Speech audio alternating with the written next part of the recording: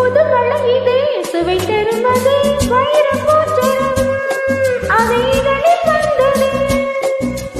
இனியது இது கழிந்தது அது இளமை என்பது உட்குடலில் உள்ளது.